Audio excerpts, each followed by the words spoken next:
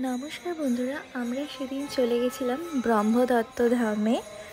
এটি অবস্থিত হুগলি জেলার বনমালীপুর বলে একটি জায়গা রয়েছে, সেখানে অবস্থিত।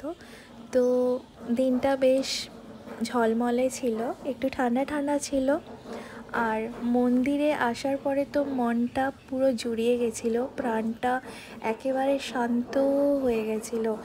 এখানে যত দুঃখ কষ্ট এখানে ভগবানের চরণে আমরা নিবেদন করি, আর মনে যত দুঃখ বেদনা রয়েছে সেটা মুছে গিয়ে, যত গ্লানি মুছে গিয়ে আমাদের মনটা আরও ভালো হয়ে যায়।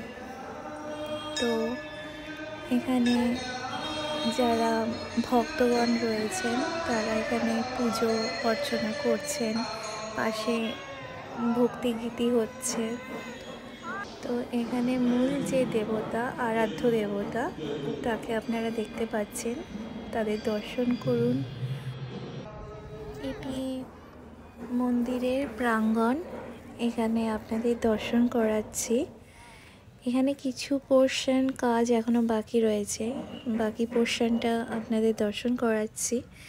ওনারা প্রতি বৃহস্পতিবার করে ভোগ নিবেদন করেন, তো একটু ভোগ আমি নিয়েছিলাম। ভোগের তো কোনো তুলনাই হয় না, খুবই সুস্বাদু ছিল খেতে। তো আজ এই পর্যন্তই। রাধে রাধে।